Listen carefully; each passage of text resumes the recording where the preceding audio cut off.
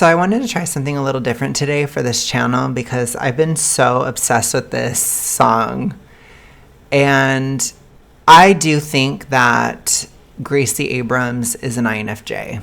I really do. I am also an INFJ. And some of the stuff that she writes about, it is so specific. Sometimes I'm shocked by how niche her stuff is. Especially the song That's So True. I think to a lot of people that song, if you actually listen to the lyrics, it doesn't make that much sense. And Gracie Abrams, which maybe I will do a breakdown of that song at some point, but I want to try to translate what hit the wall means. And she often writes about her attachment style issues, which she is very clearly avoidant as a person. So she is an avoidant. She might even be a fearful avoidant because she sings a lot about wanting somebody close, but then fearing it and leaving, right? She has a lot of those kind of tortured feelings when it comes to dating and guys and this kind of stuff. And just, it's interesting for me to listen to because as an INFJ, you don't often hear something that's so dead on, so completely dead on. It's usually you can kind of merge with somebody, right? Or you can appreciate what somebody's doing, or you can empathize, or you can look at something through another person's eyes relatively easily as an INFJ. So you can typically find connection with people relatively often. But you don't really find something that is so clearly on par with what you're going through, usually, because when you're this type of person, it is somewhat rare. It's hard to explain. It's conflated a lot with INTJs. It's conflated a lot with other types, other personality types, ENFJs, for example. And so when you finally have it all aligned, it's kind of rare. And Hit the Wall is that song. Now, what I think happens is that a lot of people kind of project things into Hit the Wall. Or because it's so loose and it's so amorphous, people can kind of go along with the emotion and the feeling, which she has a great vocal performance in this song, and she has a very emotional performance within the song, and I really do love it. I think it's great. But I think that's why people relate to it, because they know the feeling. They know the feeling of being fatigued. They know the feeling of being tired. They know the feeling of, reaching the end with somebody, or getting to a point where somebody's left you. And I find that very interesting in this song, where there's so much mixture of getting left and leaving, which in my experience as an INFJ, in the past, when things have ended with a guy, it was that way both times, where it was kind of semi-mutual. You couldn't tell if it had ended, if they ended it, if I did, you couldn't really tell. You couldn't separate it. And INFJs within MBTI, if you guys know about it, we are known for the INFJ door slam. We're known for cutting somebody off suddenly and just disappearing, basically. And that does exist. It is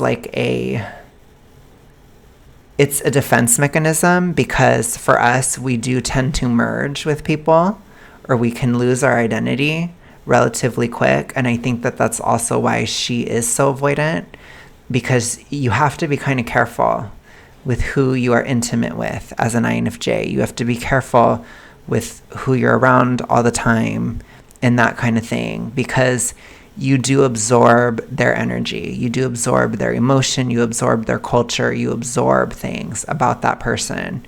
And especially in a romantic context, it's very potent, and so that can be scary.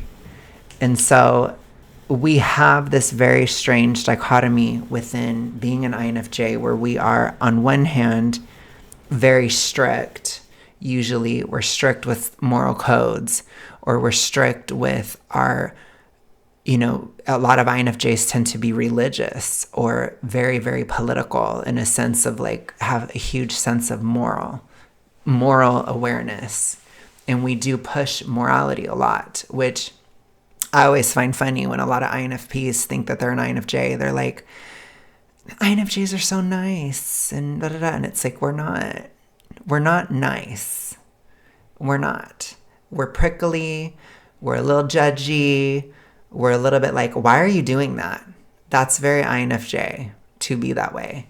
And I know Gracie's that way. She plays nice when she does her interviews and stuff, but I'm sure she's that way. So I want to go ahead and break it down piece by piece. All that being said, I think that this song is definitely touching upon a fearful avoidant attachment style issue.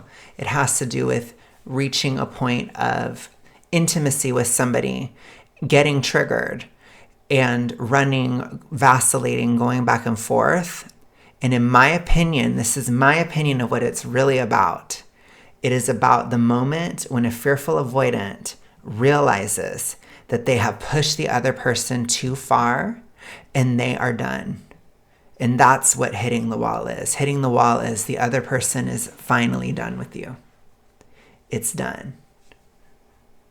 And you can see it. And often as an INFJ, you can see it earlier than even the other person. Because especially when you're in love, you're so focused on that person and you're so like vigilant, and like it takes a lot to handle the love of an INFJ because we're very obsessive, we merge, we're very ethereal, spiritual in that sense, and we're extremely devoted to somebody that we love. And it's a lot for people to handle. A lot of people can't handle that amount of devotion, obsession, monitoring, that kind of thing that an INFJ provides to a partner.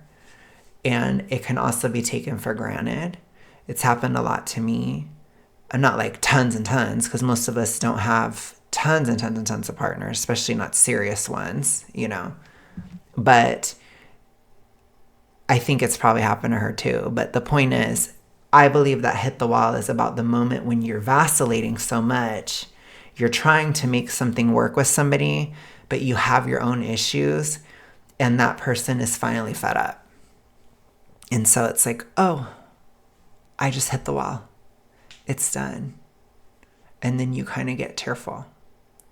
And I think that that's what it's about. And she said, she was like, it's not just about relationships, it's also about everything else. But I think it really is mostly a relationship. And I think she's writing about a past relationship. Maybe there's some issues in her current one that she's working through. And I think that this coming up album is extremely cathartic, and I'm very excited. I'm super excited for it. So let's go ahead and start. That was a long introduction. She says, I'm a crack in the pavement. I'm a slip knot. I'm afraid that my fortress is a glass box. So already she's painting the picture. So a crack in the pavement, she's painting herself as a flaw. So she's a flaw, or she's flawed. She's broken. So a crack is broken. So this is saying I'm a broken person. I'm a slip knot. I think that means I'm not committal. I don't stick, right? When things get tough, I flake. I'm flaky. So I'm flawed, broken, and flaky. She painted it beautifully. I'm afraid that my fortress is a glass box. So oftentimes, both avoidants and INFJs, and a lot of INFJs are avoidant for the reasons I told you, we have this fortress, or we build up walls. So we are very, very blocked off from the world in general. And like I said, there are reasons why. It's because we need to have protection. We need to be safe. And in order to function the way that we function, we have to have that. We also need perspective. So we like to live kind of in the ivory tower. So basically, she's saying that she's afraid that this fortress or this ivory tower, or where she's keeping herself locked in, is a glass box, meaning I'm afraid that people can see that I am freaking out all the time. I'm afraid that people can see that this is not going well for me. So this is a feeling of exposure, which is very scary for avoidant types. It's extremely vulnerable, and we don't like that. We're very private. And again, this is where I was like, oh my God, girl, holy crap, you're talking about it right there. I know I should know what I'm playing, but I forgot. So this has to do with, I should understand social roles. I should understand what I'm supposed to be doing in this relationship, or what I'm supposed to be doing publicly or with my reputation, but I don't know. I don't know what to do. I'm socially lost. That's what she's saying. So I do think that this song, although it does focus on a relationship, I do think she does hit on a lot of different aspects.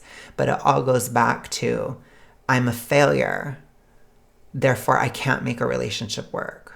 You see? And this is what happens a lot in avoidance. And avoidants get a very bad rap because we're always talked about like we're just selfish and horrible and whatever. But it usually has to do with severe self-esteem issues. And I think a lot of times avoidant people and anxious people try to date, or they date, and the anxious person feels like they're the only one with self-esteem issues. The avoidant person also has self-esteem issues. So it's, I feel like I can't do good enough for you, so I don't want to try at all. That's the mindset. Rather than the anxious mindset of, I feel like I'm not doing good enough, so I'm going to try harder. It's the opposite response, but it's the same feeling. It's the same thing. So she's experiencing that, I feel like I'm not doing this well. So she's getting very anxious, and it's making her want to run. Felt good for a day, but that stopped. So she's moody. That's a huge thing. With INFJ, we're very moody. We're very emotional. So it's like the moods can shift, and it can be sudden, and it's powerful. It can be hard for us to deal with because we are feelers. We are very much feelers, and we are extroverted feelers, meaning our feeling is shown. So when we are moody, people can tell that we're moody. We can't really hide it very well. We don't have the charisma of an ENFJ that can hide it a bit better. We can't. So that's the thing too. So she's like, oh crap, I was okay yesterday, but now I'm not okay. I don't know what to do. And once I saw clearly, but it's bloodshot. So that I think is just continuing that line. I was okay before, and I'm not okay now because this isn't clear. This feels ambiguous. Whatever I thought I had with you, I feel like it's shaky, or I wasn't seeing it correctly. And that's the thing too. There's a lot of paranoia within avoidant attachment because you fear, one, you fear that you can't do it right.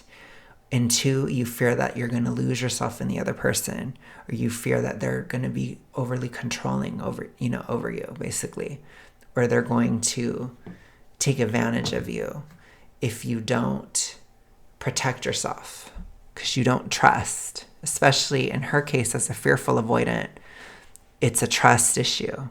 You don't trust the other person, but you also don't trust yourself. So it might not be anything that the other person is doing. It's that you don't trust your own assessment of that person. And that's really scary. So it's like, I thought I saw clearly. I once saw clearly, but it's bloodshot. So it's like, I don't know. She's having an anxiety spiral. And I want you so badly, but I close off. That is so avoidant. So a lot of times avoidance and narcissists are conflated. The difference is that an avoidant person, they get triggered. They really do want you. So a lot of people will say if they wanted to, they would. No, with an avoidant, that's not true.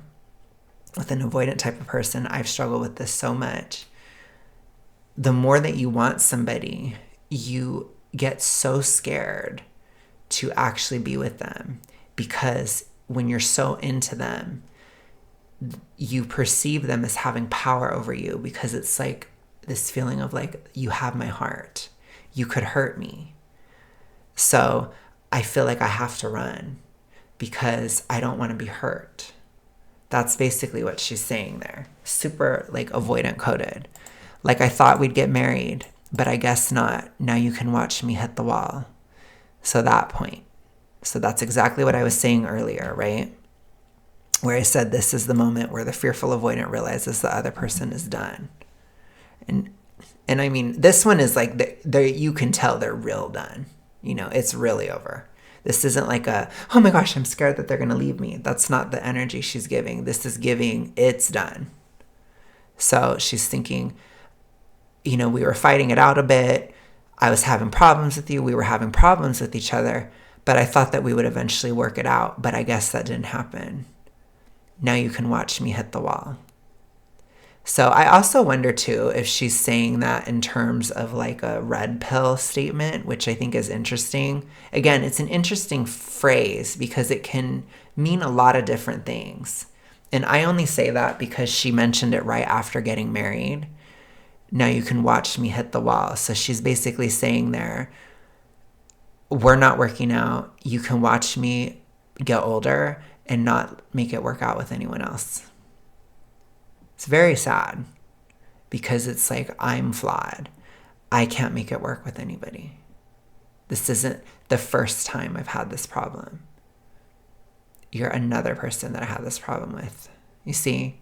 So it's more of an older perspective and more tired and more hopeless in a sense. It's very good. She painted a very good picture in that first verse. So then we'll go into the chorus, hit the wall, I just hit the wall, I'm not a problem you can solve, weighing the cost, impossible, I hit the wall, I hit the wall. So she's basically saying with this chorus that I realize it's over, I realize that you're done with me, you can't solve this issue with me. It's impossible. So weighing the cost, you weighed the cost of trying to deal with me. And you've realized that it's impossible. I hit the wall, I hit the wall. So just you could replace I hit the wall with it's over. It's over. I just realized it's over. It's over, it's over. That's what she's saying. It's basically what she's saying. So now we'll get into the second verse. I try to be violent, but I get caught. So this, a lot of times as INFJs, we will fight. We're fighters, you know. We like to verbally fight. We like to argue, push our points. We like the thrill of it. We like the emotional stimulation of it. But we're not that rizzy, so we're not that good at it. We don't win all the time at all. Actually, we often lose because we're not socially gifted. So that's what I think she means with this. I try to be violent. She's saying violent in terms of like speech, but I get caught, meaning but I lose. Or the guy that I'm fighting with, he beats me. Not like literally, but like he wins the game or he wins the fight, right? So I get caught. A room full of doctors and an ink blot. So this is also saying my reputation goes down the toilet because you could tell everybody, because that happens to us too, where it's like if we act that way, a lot of times, especially with her, she's the same as me. She likes extroverted guys. So again, I relate to her a lot. This is like, whoa, damn girl, you know? But when you date an extroverted guy and you're the crazy one, then he will just tell everybody you're crazy. So she's saying a room full of doctors and ink blots. So it's basically, I've been painted as the crazy person again. And again, this is that song of like, again, I'm the crazy one again. My reputation's gone again. Because I couldn't figure out my problem or I couldn't make it work. I couldn't quell my anxiety enough to make it work. It's basically what she's saying, because I'm too flawed. I'm too broken. See? I'm drawn into headlights, have a blind spot, pull over and wait for too long. So this, she's saying, I get caught up in these guys that when I fall in love, when I get into a guy, I can't see him as clearly. So I have a blind spot. But he's an illusion. It's just a headlight. So she views herself as prey, or like a deer in the headlights, right? So she pulls over and waits for too long. I wasted my time with you. I wasted my time with him. So it's very sad. It's a very sad song. I want to be stable, but I do cave. I use when I'm able. I downgrade. Oh, God. Sorry. It's like, I don't want to like actually get emotional. So I want to be stable, but I do cave. That she's talking about I want to be emotionally stable. But sometimes when you're INFJ, your emotions get so powerful that you can't hold it back. And so there is a lot of INFJs that lash out. That happens very often, actually. And people don't ever talk about that on the INFJ forums. They don't talk about it because it's not a beautiful part of being an INFJ, but we do lash out. We lash out, especially verbally. Like, we will yell at you. We will cuss you out. We will tell you that you're trash. We will call you a fucking bitch. We will do that type of stuff when we get super triggered or super angry. And so she's saying, like, I want to be stable, but I do cave. So whether that's I want to be stable emotionally, like I don't want to get angry, or I don't want to be too clingy or whatever, even though we're usually not too clingy, but you feel like you are all the time when you're avoidant, and it's really annoying. But you always feel like you're clingy as an avoidant, especially a fearful one. So it's like, she'll say, like, I want to be stable. Like, I don't want to be texting him. I don't want to pick a fight with him. But I cave into it because I feel like I have to so much. Like, when you're so anxious, it's so hard to say no. When your nervous system is like unregulated, it's so difficult to say no to that impulse. And we can be a little bit impulsive. So she's saying, I do cave. So she's saying, like, I don't want to do that, but I do. I use when I'm able. I downgrade. So she's saying I do engage in transactional relationships at times, or I will use a guy at times if I can. And I think a lot of times that can happen. I don't do that now, but there were times where I did, because sometimes it's like, it can be something typical, like using a guy for money, but it's also using a guy as a distraction, using a guy for stimulation, using a guy for emotional support, right? These kind of things that we don't talk about that much, but INFJs do that at our worst. We do, because sometimes we get desperate, and it's hard to admit this, it is, but we get desperate at times. And so she's talking about those moments where she's desperate, and so she will use somebody because she feels like she's drowning. And especially when you're younger, I'm definitely more independent now than when I was younger, but if I were like the me of 10 years ago, I would still be doing that at times, and it can also be financial, but it's usually more than that. I'll put it to you that way. And then I downgrade. That's an avoidant thing. So you devalue the other person in your mind. They're no big deal. They ain't shit, or they're not that great, or I could do better, right? Those kind of statements. It's very avoidant. And then she says, I barely deserve it if you do stay. I wish you would anyway.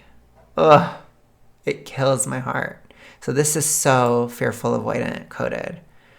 So you see how she says all that. She talks about all the bad things she does. She's probably not looking at all the good things she offers and all the good things she's done. Nobody's perfect. And again, INFJs have an extreme level of devotion in a relationship typically. And so sometimes you feel like you have to take some of that back. You know what I'm saying? Or sometimes you can lash out because you're investing so much into somebody and you feel like it's not going anywhere, or I'm not getting anything, and it scares you because you feel like you're wasting your time and blah, blah, blah, which she already mentioned in those earlier lines. But this one where she says, like, this is that self-esteem piece, right? Like, I barely deserve it if you do stay. I wish you would anyway. So she's like, I know I don't really deserve you. I know that you've worked really hard to be with me, or you've really tried with me. And I know that you probably shouldn't stay with me because I'm just horrible. But I still wish you would. And that's very, very fearful, avoidant. Because you still really crave that intimacy. And I think avoidants in general do, but you especially do as a fearful avoidant. You really crave it. And it's just very sad. It's a very, very tragic line. It's so sad. But it is one that I felt before. But she says, I wish you would anyway. But I hit the wall. I just hit the wall. So what I tell you before. But it's over. I just realized it's over. So she's like, I wish you would stay, but you won't. Like I said, this is a song about, I know it's done. That's why it's so heavy. That's why it hits different. This isn't an on again, off again. This is truly dead thing. Okay. A case of you playing in the hallway, hallucinations that I downplay. So this part, I think this is a specific song. I think it's like a love song. So hallucinations that I downplay. This, I believe, is also a fearful avoidant issue. So this is sometimes we can get paranoid, or we can even see things that aren't happening, or we can blow something up in our head, or we can exaggerate something because we're terrified of it being true. And so I think that she's saying that literally, like she has these hallucinations of what he's doing, or certain things that she gets scared of when she sees what he's doing, but she downplays it. So she tries to temper that down because she knows that she's paranoid. And then this part is also super fearful avoidant. I'm numb till I'm aching for the sharp pain. Watch my blade ricochet. So this part, I'm numb till I'm aching for the sharp pain. This has to do, again, with attachment style. So with avoidant, especially fearful avoidant attachment, peace can feel like it's dead. And when you're not fighting with somebody, you feel like it's over. Now, that sounds super weird. I have a friend who has an anxious attachment style. And when I told her that I felt that way, like when I was no longer fighting with a person that I'm super into, I felt like it was over. She was like, what? And I was like, I feel like when nothing's happening, or when the peace is there, or when there's no like arguing with him, I feel like he doesn't care about me anymore. It's super fucked up, but it is a fearful avoidant thing. And it creates such an incentive to pick a fight too. So it's very hard. It's a very hard thing to deal with. But that's the case. So I'm not saying that you should pick a fight with somebody, but if you're dating a fearful avoidant, but you should tell somebody, hey, I really care about you, and I'm here if you need me. Like, we're on good terms. Don't worry about it. You know, you don't know how much that can help somebody. If you say something like that, or I'm still interested in you. I'm so into you. That kind of reassurance. It's like, okay, it's not over then. You see? So I do think a fearful avoidant, you should try to fix it. But that would solve the issue too. You don't have to pick a fight with somebody. You know? That's all I'm trying to say. And then she says, watch my blade ricochet. So with that, she's saying if you do fight with me, I'll hurt you back. I'll hurt you deep. And we do that a lot. That's more of an INFJ thing, where when somebody will throw something at us, we'll often throw it back to them because we are mirrors. So people project onto us a lot. And so when they're insulting us, they're usually seeing something that they have within themselves. So we can usually ricochet it and throw it back at them, and it hurts them worse because they're usually wrong about us. They're usually wrong. Funny ain't it? So this part is good too. Funny ain't it? Flashbacks of my life. What a waste. Oh, what a shame at night. Face to face with every girl I tried to play. So this part, I love it because we are introverted and we do sit and think about things a lot, and we will think about our lives, and especially post breakup. We will think about our lives. We will think about everything that went wrong. We reflect on it for hours and hours and hours, and people don't understand that, but we do. You know, crying in the shower, reflecting on it. What happened? Why didn't this work? What did I do wrong? What did they do wrong? What did they not see? What did they not appreciate in me? What could I have done differently? What could I have seen before this started to prevent this? You see, to prevent me from choosing somebody like this, you see? It's a huge autopsy, but there's such a deep level of obsession with it.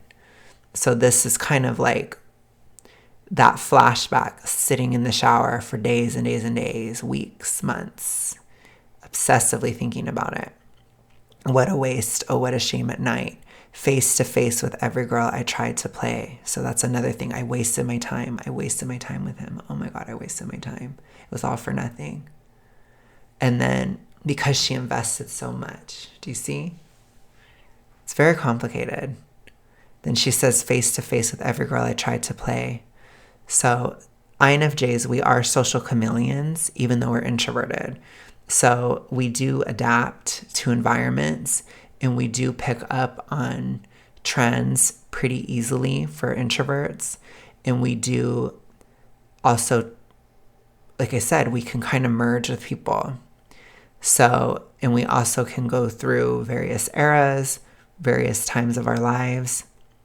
We can live a whole bunch of different lives, right?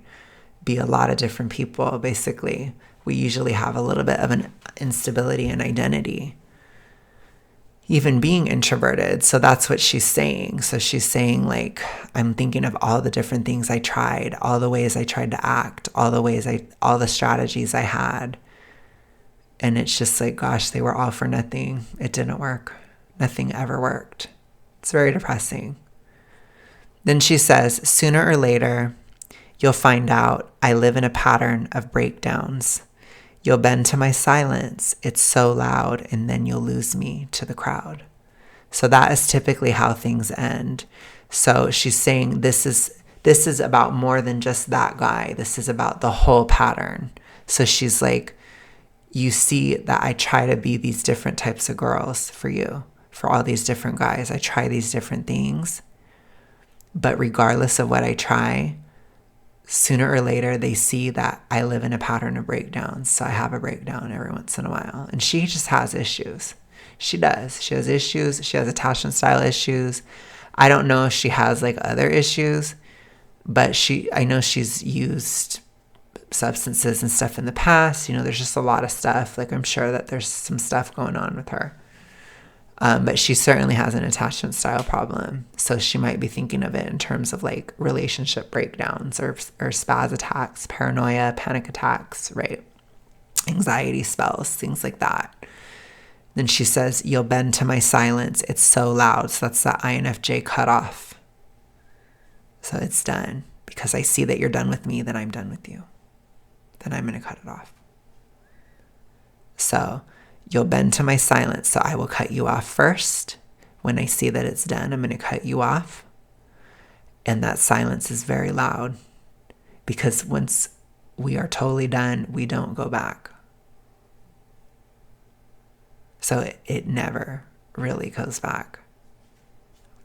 And then she says, and then you'll lose me to the crowd. So then we blend in with the background because we're introverted.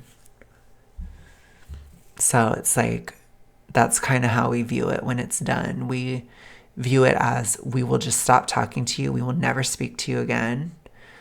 And we fade into the background of your life. And it is irreparable. Crazy, right? And then that last line, hit the wall. I just hit the wall. So it's over. It's over. I'm not a problem you can solve.